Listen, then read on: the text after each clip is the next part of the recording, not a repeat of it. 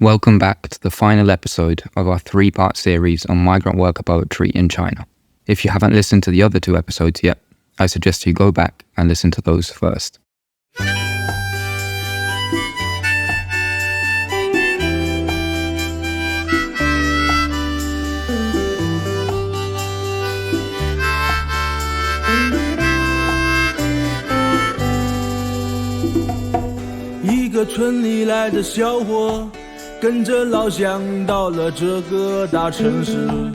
Before we get started, just a quick reminder that our podcast is brought to you by our Patreon supporters.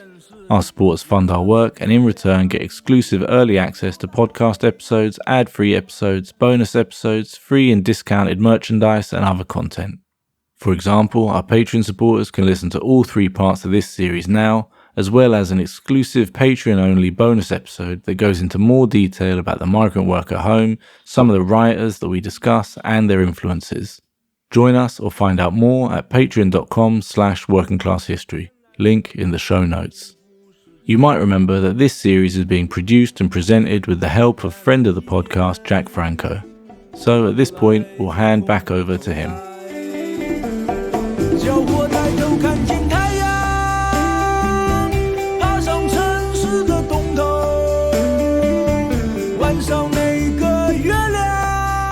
In the previous 2 episodes, we've talked about the harsh social conditions that Chinese migrant worker poetry comes out of. We also discussed the important role poetry plays in Chinese society. In this episode, we'll look at issues around censorship and unofficial publications, as well as how the diversity of the working class comes out in the diversity of working class writing, asking questions about who gets included within the term working class itself. We're joined again by Maghiel van Crevel, Professor of Chinese Literature at Leiden University in the Netherlands, an expert on migrant worker poetry in China. Maghiel spoke to us about working class poetry in China, what it is, who writes it, and who it's for, and how it developed across the last century, a development which is inextricably linked with the country's communist movement. Another way to look at this culturally specifically would be the genealogy of working class writing in modern China. Now then you're really talking about the 20th and 21st centuries.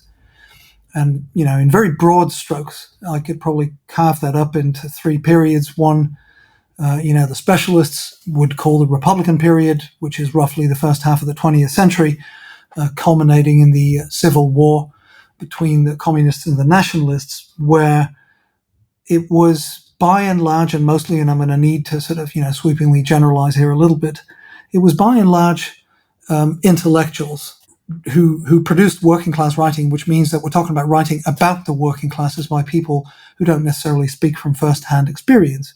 There's an interesting debate about, defining working class literature, not just in China, obviously, right? I mean, is this about the first-hand experience of the author, or is it about something else? Is it okay for you to not have lived that life, but to write about it? The second period would then be the high socialist period, where the state actually massively gets behind cultural production from the proletariat, for the proletariat, more specifically for the, workers, peasants and soldiers, or 工农兵 in Chinese. That was sort of the target audience. Now there you have a very ambivalent situation, because you have what I call a politically, a dignified political subject, right? The worker, so to speak, the vision of the worker. You have literature that is of this worker, for this worker, perhaps by this worker, but it becomes unclear who actually did the writing, depending on where you sit and what kind of archival evidence you have access to, and so on and so forth. But you have a literature that is, let's say, often very jubilant, right? It celebrates the motherland. It is about, say, it could be about the Korean War, it could be about land reform, it could be about socialist re-education, it could be about the new oil rigs in the far west, etc. And then in the third phase, and that's what we're talking about today, we move in what you can probably call the post-socialist period. And, what I said about a transformation of the proletariat into a precariat. So that is another culturally specific, framework to sort of place this poetry, as it were. The literature of these different historical phases also asks questions of what working class writing really means. While the second and third phases Maghiel mentions are both written by workers, in the case of the former, that poetry is an officially recognized part of the ruling party's state-building project. By contrast, contemporary migrant worker poetry exists on the margins of what is sayable in Chinese society. The possibilities open to poets were and are in many ways limited, forcing them to improvise, creating an exciting but risky underground movement of so-called unofficial publications, or DIY poetry, that are not within the confines of state censorship and party themes. Maghiel is responsible for a unique collection of unofficial poetry journals available outside of China at Leiden University. It is now largely digitized and available online, and you can check it out at the link in the show notes. I think the first thing we need to do is to reconsider what publication means, right? Perhaps if you ask, somebody on the street, wherever, your neighbor, somebody who's not a specialist of this sort of thing, has not been exposed to it, what does publication mean? They might say, well, it's like a book or a journal, and it's probably got the stamp of a publisher on it, might have an ISBN number, that sort of thing. And, that kind of definition is not going to get us anywhere if we talk about this kind of cultural production. So publication, to me, essentially, is producing something. Could be a literary text, it could be music, could be, you name it, whose audience you no longer control, right? If I write a poem, and let's say I live under a politically oppressive regime, and my poem is politically sensitive, and I'm worried about it, then I might, show it to one of my best friends, but I might not even give them a copy. I might read it to them once and then burn it. And all of these stories are documented, right? This happened in China. It happened in other places. In China, for example, during the Cultural Revolution. So controlling your audience. But the moment that it is out there and the audience is no longer something that you control, this stuff can travel, then as far as I'm concerned, we're talking about publication. So then you enter into this phenomenon called unofficial publication. And as it happens, perhaps not entirely coincidentally, for historical reasons and contemporary reasons, there is a very strong tradition of unofficial poetry publishing in China. It's a hugely impressive and fascinating DIY circuit. And it's really interesting because there's, many, many shades of grey between the black and white sort of extremes of the spectrum of state-sanctioned, state-supported, state-driven literature, orthodoxy on the one hand, and let's say truly underground, politically sensitive, dangerous texts on the other. There's all these shades of grey in between. I think this matters a great deal also to the migrant worker poetry or the battler poetry that we're talking about today. And then you see every possible permutation of, let's say, print and online, and official and unofficial. So there's official publications in print and online. There's unofficial publications in print and online, like I said, blogs, social media, and so on and so forth. And that means that in order to get a sense of how this poetry entered the public realm in the sense of being published, well, you need to cast your net wide, and you need to discard any illusions of control over actually getting the data that you need, because you're not working through the formal circuits of catalogs in libraries, in bookstores kept by the publishers themselves, and so on and so forth. For Maghiel, this almost functions as a form of working class organising, in a country where independent trade unions are non-existent and labour unrest is frequently repressed. This is particularly relevant for migrant workers, who are already legally marginalised, with little or no access to formal employment, associations or aid. Their decisions to publish and organise unofficially is a way of claiming this marginal space for themselves, much like the migrant workers' home in Pitsun we encountered in the previous episode. As to organising, in the context of talking about working class history and working class literature as, one topic related to working class history, again, we need to clarify what that word means. If you're talking about labour organisation, there is very little of that in the bottom-up sense of the word, in the union sense of the word, in contemporary China, in the People's Republic of China. So that is basically out. And the moment that, initiatives like this raise their heads, there is, the boot's going to come down. There's basically going to be a repressive movement by the government because they simply won't have it. One example of the boot coming down on workers' initiatives is a struggle which took place at the Shenzhen Jasik Technology Factory in 2018. Part of an organising campaign originating among Maoist students, a group of workers at the Jasik factory started a petition for unionization, which was signed by about 80 workers, or approximately 10% of the workforce. At this point, employers found out about the union drive and fired the ringleaders. When the sacked workers demonstrated outside the factory, they were attacked by police, resulting in more protests, this time outside the police station. Multiple waves of repression subsequently came down on the workers and their supporters, with dozens of activists arrested and Peking University disbanding their Marxist Studies Society. The crackdown also expanded to include labour activists with no connections at all to the struggle at Jasik. And in the wake of that struggle, the Chinese state became even more hostile towards labour activism.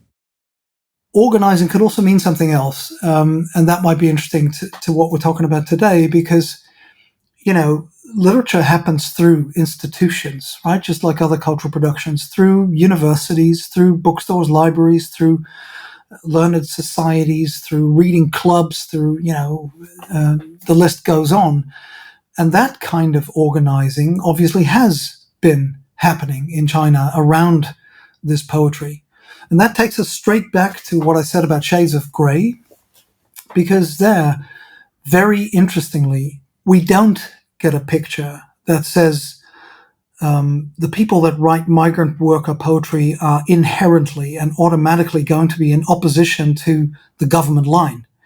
And so they're going to have to be quiet and careful and do this in the margins and, let nobody get wind of it and be sort of careful and tread carefully in what they write about.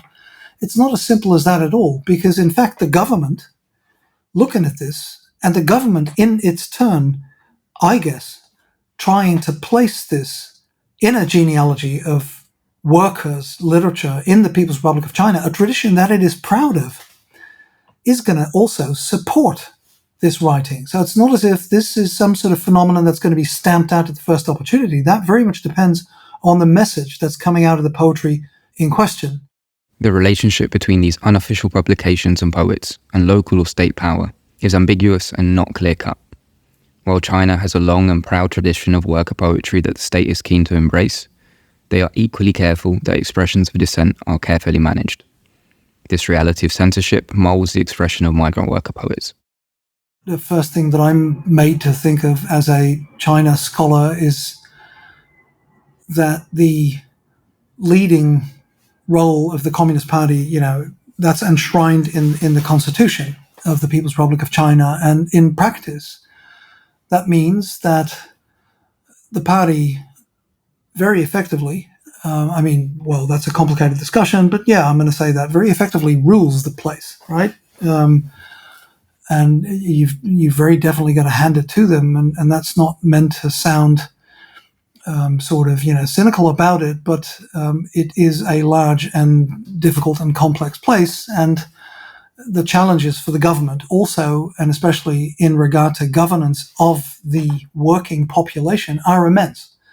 So to really simplify terribly, so to speak, there's a choice that they've been faced with ever since the, reform and opening up era started 4 to 5 decades ago, of keeping labor cheap in order to make their way into the global capitalist system at high speed, to become a part of that, to ramp up productivity, to create jobs, even if these were precarious jobs, even if they were 3D jobs, and so on and so forth, on the one hand, and the desire that I very definitely ascribe to the Chinese government to make life more livable and make life better and advance the economic standards of life for the working population.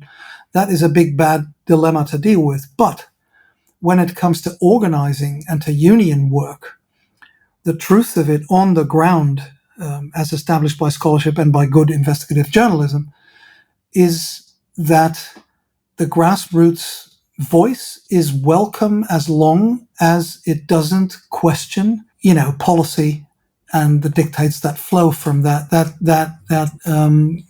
land on these people from on high. Again, with apologies for a very unoriginal metaphor, but that is how it works, right? You need to toe the line. By 3D jobs, Maghiel is referring to the 3Ds he spoke about in part 1 that define the conditions of many migrant workers, that is, dirty, dangerous, and demeaning.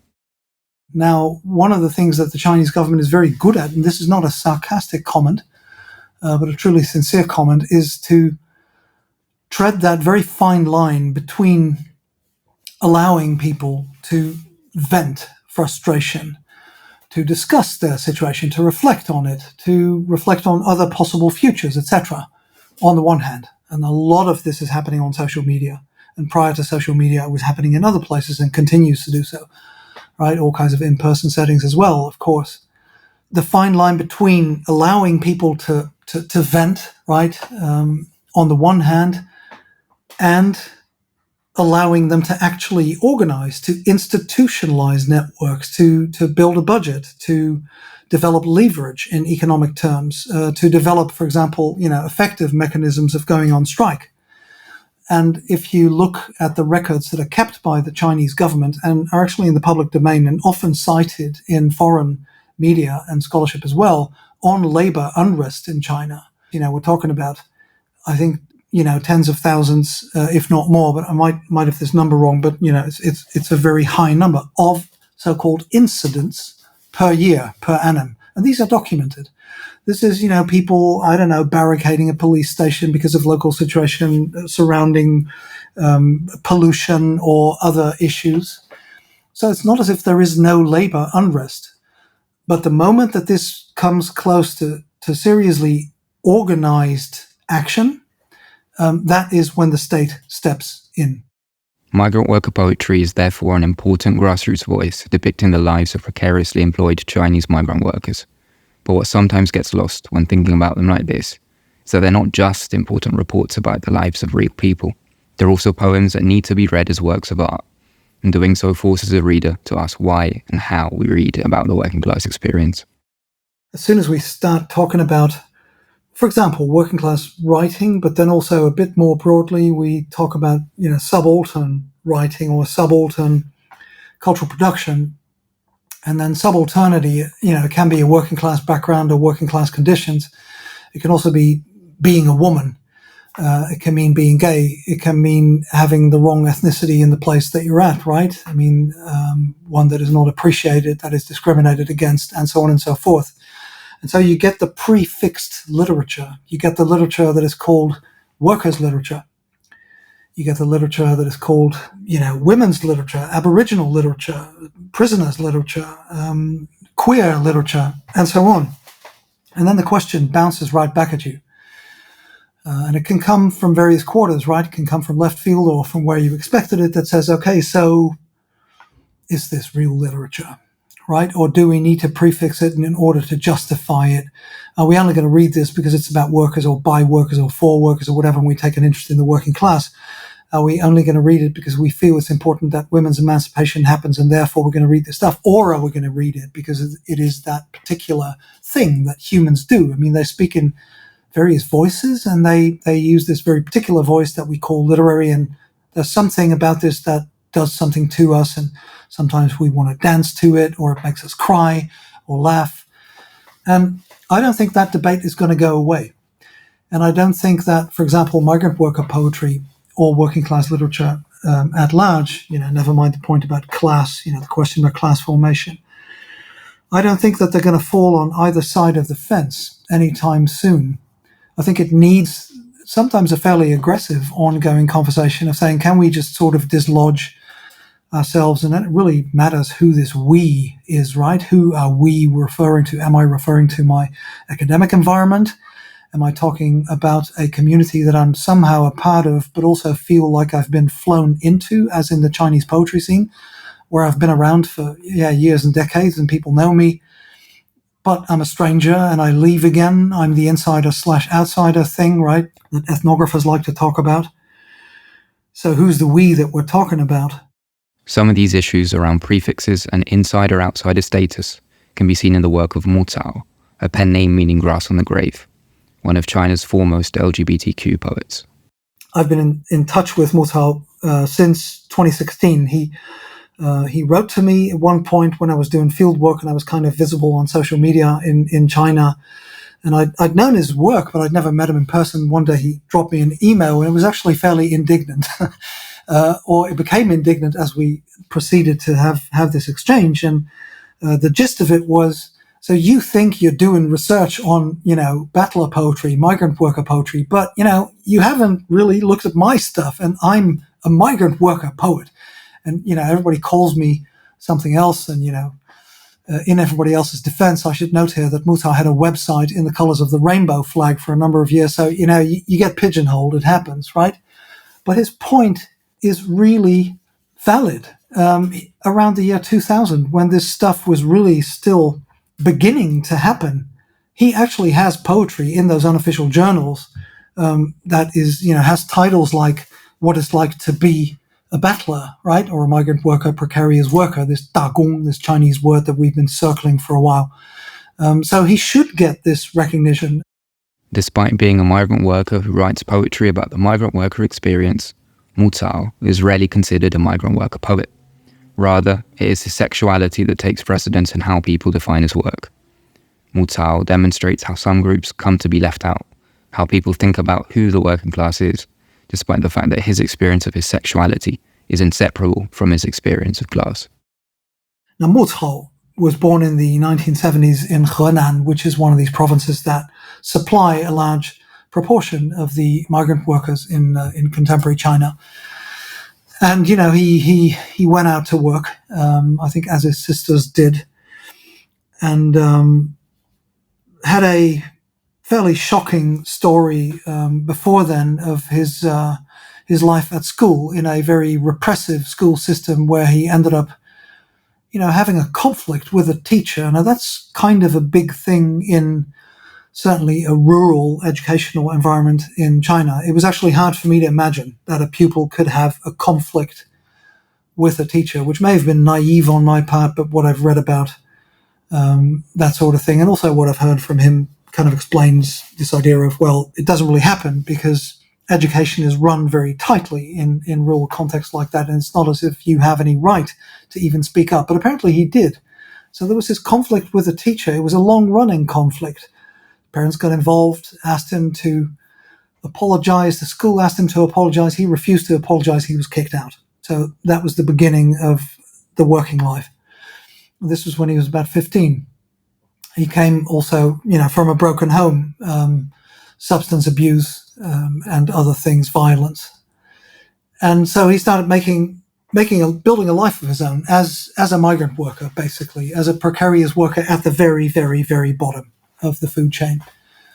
And then one point, he got involved with somebody who said, I'm going to take you along. There's this place I want to take you to. So, this person took him to a park, I think in Zhengzhou, a provincial capital. And I'm just simply quoting from an interview I did with Mu Tao during field work, and said, so he said, and he explained to me what homosexuality was. And all of a sudden, everything made sense. And I realized I was gay. And he said this to me in a very matter-of-fact tone during the interview.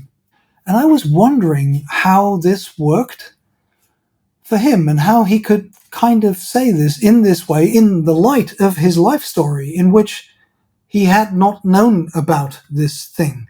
And the first introduction to it was a place where, people went cruising, right? Where you'd meet other homosexuals, and all of this was on the sly because this was not meant to be out in the open, obviously, etc. So by hook or by crook, this is another example of this incredible urge to write. He began writing poetry, and he's another example of these people who know their way, around the tradition and read widely in classical poetry, but also in contemporary poetry.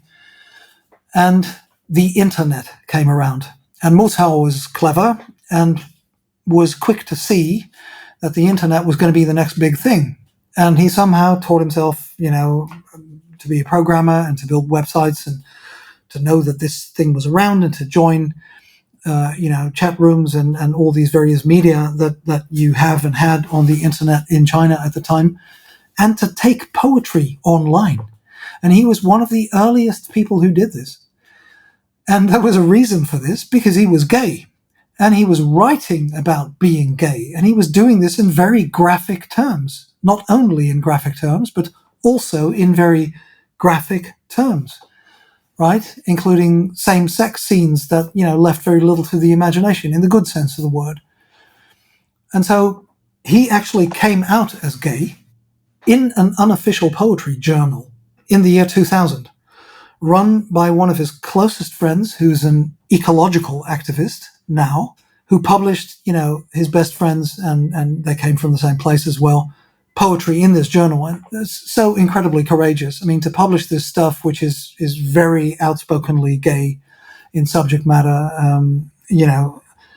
both for the editor of this unofficial journal, because these things can be stamped out right at the drop of a hat, and for the author, of course, for Maghiel. And Maghiel is just eminently fearless. Very impressive person, also in person. I mean, to interview, gentle, direct, fearless. And I think, you've got the evidence. You don't need my ethnographic fieldwork to know that he's fearless. If you look at what he's done. It's important to understand the context that Maghiel was writing in. Homosexuality was only decriminalized in China in 1997. It was only in 2001, so 1 year after Maghiel came out as gay in an unofficial poetry journal, that being gay was no longer considered a form of mental illness. And while in more recent years, LGBTQ+ identities in cities like Beijing and Shanghai can be expressed through dedicated cultural spaces, they still remain taboo, as can be seen in the 2017 law on internet regulation, where online content can be edited or even banned if it concerns what the state deems abnormal sexual behaviors, such as same-sex relationships. This context is essential to understanding the importance of Maghiel's work. Now we'll hear his poem, Working for the Boss in a Black Factory, translated and read by Maghiel van Crevel. A black factory in China refers to the type of factory that makes a complete mockery of any sort of labor rights or protections, providing informal or illegal employment, usually isolated from the public, with workers often living on site. Working for the boss in a black factory. This is a privately owned black factory. They will lock away your ID and your wages. The boss is eating well, big, fat baby face.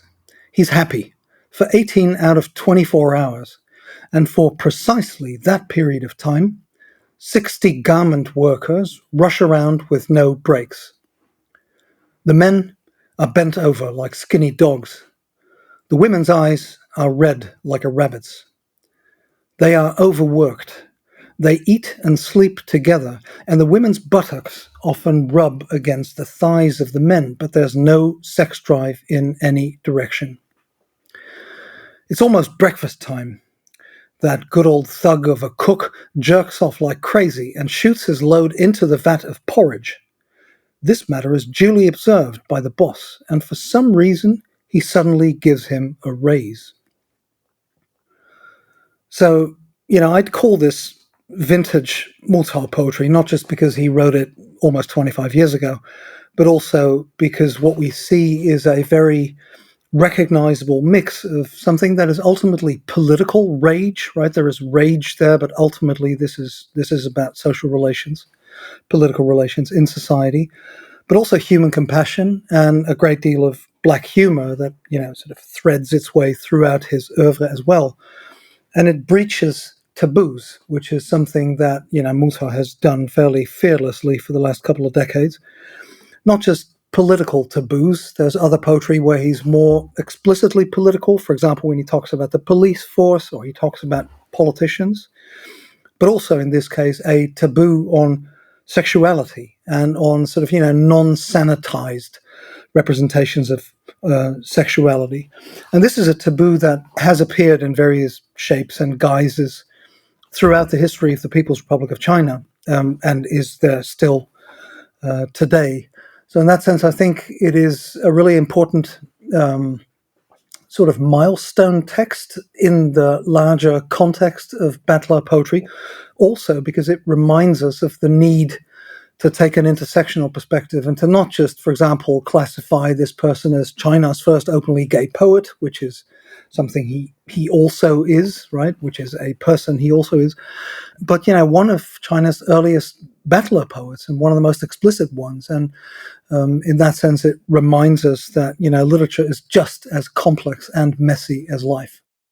Maghiel's work in exploring the daily experience of a gay migrant worker is able to question more than one aspect of today's China. Maghiel critiques China's neoliberal economic reforms and the oppressive black factories that have come with it by focusing on another part of the social margins, the sexualization that defines a migrant worker experience. For the critic Hong Wei Bao, Moore's place as a migrant, working-class homosexual poet also questions the way homosexual identity has developed in China following its decriminalization in 1997, providing an alternative view from the more visible middle-class homosexual circles in major cities to which he has no access. One of the best appropriations of political jargon ever has to be the term comrade poetry or comrade literature in China, meaning gay literature, right? Queer literature by extension. One of the top scholars in this regard is Bao Hongwei at the University of Nottingham, who's done more than anybody to bring cultural production and queerness to a wider public, not just including academics. And he's also one of the first who wrote on Muzhao, on this poet, in an academic fashion, and stressed the importance of an intersectional perspective, meaning we're not going to look at this person from a single perspective and essentialize them down to their homosexuality, or essentialize them down to their migrant workerhood, or their poverty, or their, leading role as an internet poet. I mean, that's a perspective I could work with. I could, write on internet poetry and make Muzhao a pioneer, and people have probably done this. So this intersectional perspective is very, very interesting, and it takes us to a poethood that is full of sarcasm and humor. And the fearlessness that I talked about just now is visible, among other things, in this biting sarcasm about, local government officials and what they do when nobody's looking. Take a wild guess. It is brilliant when he has a poem about uncle policemen, and you can say this sort of thing in Chinese much in the same way you could do this in English or in Dutch for that matter. This is, this avuncular feeling of, it's going to be this protective person, the wonderful policeman who's going to make sure that we're all going to be safe, who arrests somebody. And this somebody is actually the protagonist of the poem. And then as it turns out, Uncle Policeman arrests him, I think because he's stolen a bicycle or some sort of thing, and takes him home and grooms him and, makes love to him. And this is all very spectacular. And he says, the mirrors on the wall of the apartment came crashing down, and this was the extent of their lovemaking, etc. And Uncle Policeman was in high heaven, and so was our little culprit, words like that. So it's sarcasm from start to finish. And it brings in all of this stuff of, political power relations brought down to the level of, the power of a policeman on the street in an authoritarian society, but also, queerness, homosexuality, and the rest of it. So incredibly rich.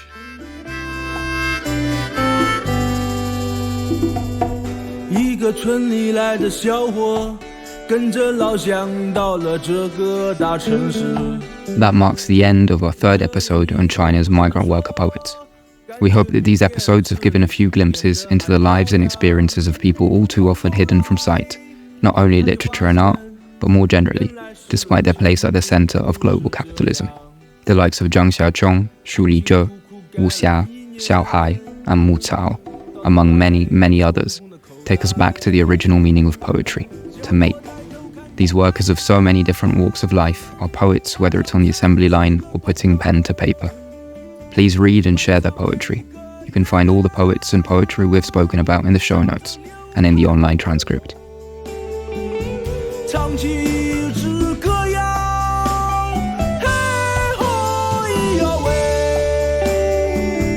We also have a bonus episode where we go into more detail about some of the topics we discussed in the main episodes, like the relationship between migrant worker poetry and the Chinese state, the new Labour art troupe whose music we're using for these episodes, and the international reception of Chinese migrant worker poets like Zhang Xiaochong and Shu Lizhe. That bonus episode will be available soon, exclusively for our supporters on Patreon. It is only support from you, our listeners, which allows us to make these podcasts. So if you appreciate our work, please do think about joining us at patreon.com/workingclasshistory. Link in the show notes. In return for your support, you get early access to content, as well as ad-free episodes, exclusive bonus content, discounted merch, and more. And if you can't spare the cash, absolutely no problem. Please just tell your friends about this podcast and give us a 5-star review on your favourite podcast app. If you'd like to learn more about migrant worker poetry in China, then check out the webpage for this series where you'll find images, a full list of sources, further reading and more. We've also got a great selection of books available about Chinese history in our online store, and you can get 10% off them and anything else using the discount code WCHpodcast. Link in the show notes. Thanks also to our Patreon supporters for making this podcast possible. Special thanks go to Jameson D. Saltzman, Jazz Hands, Fernando Lopez Ojeda, and Jeremy Cusimano. Our theme tune for these episodes is A Young Man from the Village by the New Labour Art Troupe from the migrant worker home on the outskirts of Beijing. Thanks to them for letting us use it. You can buy it or stream it on the links in the show notes. This episode was edited by Jesse French. Anyway, that's it for today, and I hope you enjoyed the episode, and thanks for listening. 原来事情并不是这样，辛辛苦苦干了1年，希望能填满自己的口袋。